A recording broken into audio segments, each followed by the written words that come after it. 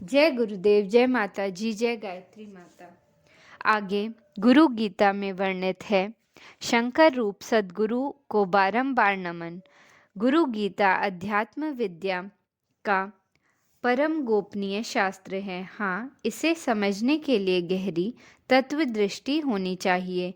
यह तत्व दृष्टि विकसित हो सके तो पता चलता है कि वैदिक रचनाएं जिस सत्य का बोध कराती हैं, उपनिषद की त्रुटियों में जिनका बखान हुआ है, गुरु गीता में भी वही प्रतिपादित है। 18 पुराणों में जिन परमेश्वर की लीला का गुणगान है, वही सर्वोश्वर प्रभु शिष्यों के लिए सद्गुरु का रूप धरते हैं। अध्यात्म विद्या के सभी ग्रंथों शास्त्रों को पढ़ने का सुफल इतना ही है कि अपने कृपालु सद्गुरु के नाम के प्रति जगें।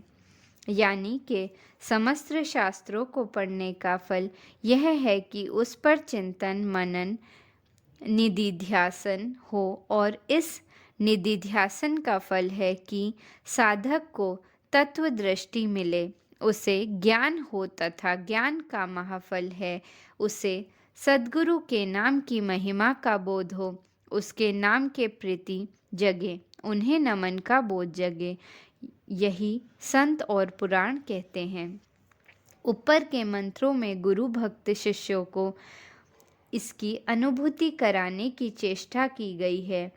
इसमें बताया गया है कि शिष्य का परम कर्तव्य है कि वह अपने सद्गुरु को नमन करे, क्योंकि वही संसार वर्ष पर आरूढ़ जीव का नरक सागर में गिरने से उद्धार करते हैं।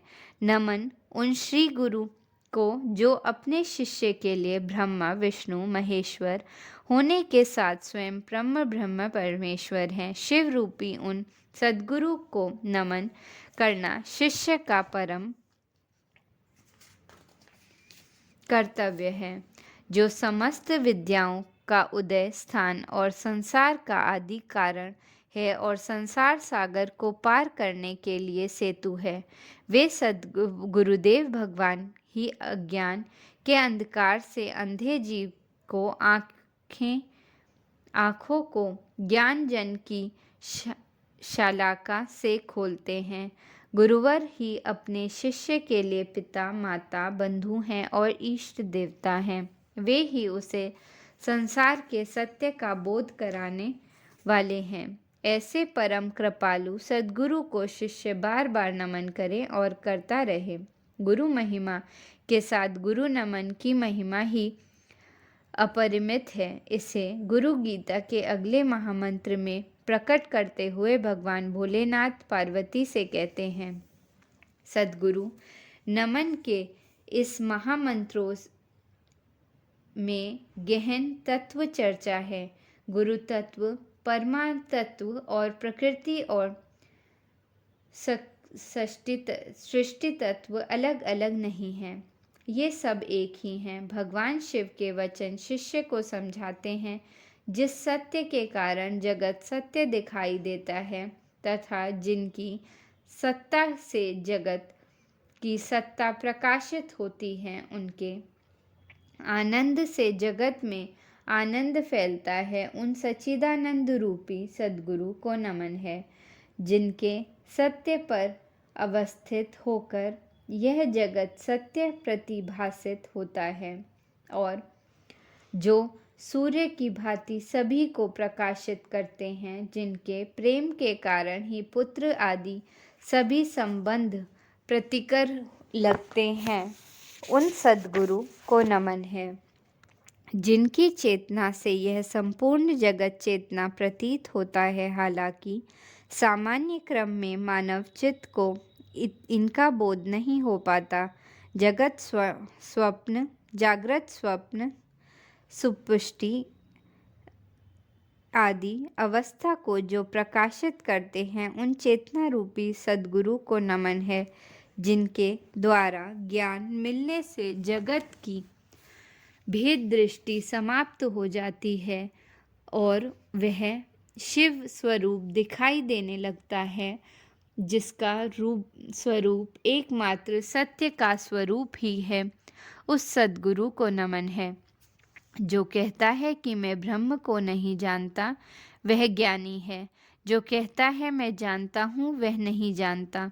जो स्वयं ही अभेद और भावपूर्ण ब्रह्म है, उस सद्गुरु को नमन है।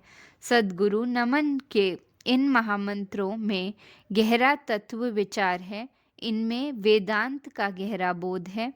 इनमें जो कुछ भी गया है, उसे लौकिक बुद्धि से कौर पांडित्य से समझ पाना एकदम असंभव है। इन्हें समझने के लिए शिष्य की श्रद्धा, साधक की आस्था और महा तपस्वी की निर्मल चेतना चाहिए। गहरी, परिपक्व एवं परिष्कृत गुरु भक्ति से इन महामंत्रों का रहस्य मानवीय चेतना में समा सकता है, अन्यथा किसी भी तरह से नहीं।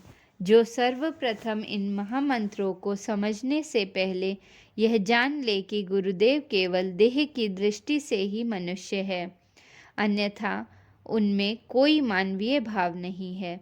उनका शरीर तो मनुष्य का है, परंतु उनमें विद्यमान चेतना ईश्वरीय है। उनके जीवन के संपूर्ण क्रियाकलाप ब्राह्मी चेतना भी ही अभिव्यक्ति है। इस सत्य को आत्मसात करने पर ही यह समझना संभव होता है कि ब्रह्मी चेतना के गुण कर्म स्वभाव ही अपने सद्गुरु के गुण कर्म स्वभाव हैं। जो ब्रह्म है वही सद्गुरु है। बस फर्क है तो इतना कि ब्रह्म निर्गुण, निराकार एवं निर्विशेष है और कृपालु सद्गुरु शिष्यों पर कृपा करने के लिए ब्रह्म का सगुण, साकार और सविशेष रूप है। इसमें भी असलियत यह है कि यह फर्क मात्र दिखता है, आभासी, दिखावटी और बनावटी है, असलियत में है नहीं। असलियत में तो गुरुदेव भगवान साकार दिखते हुए भी निराकार हैं, एक कमरे में रहते हुए भी सर्वव्यापी हैं। अपनी बाहरी उपस्थिति के बावजूद शिष्यों के अंतकरण में स्वामी और अंतर्यामी हैं।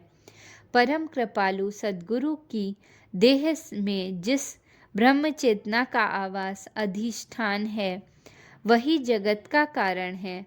उसी के सत्य से जगत की सत्ता का आनंद है।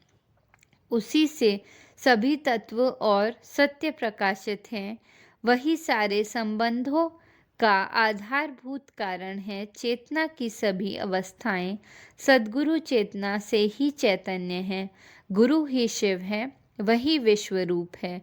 उसके इस स्वरूप को जानना अति कठिन है। कोरे बुद्धिपरायण लोग भला उसकी महिमा को क्यों जाने और क्या जाने, जो उनके लौकिक क्रियाकलापों को देखकर समझकर यह कहता है कि मैं जान गया, वह उन्हें बिल्कुल भी नहीं जानता।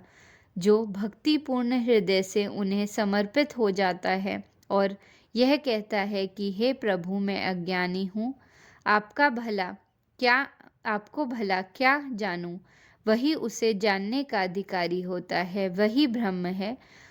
उन्हें जानकर सब कुछ जान लिया जाता है। उन्हें नमन ही शिव शक्ति और सृष्टि को नमन है।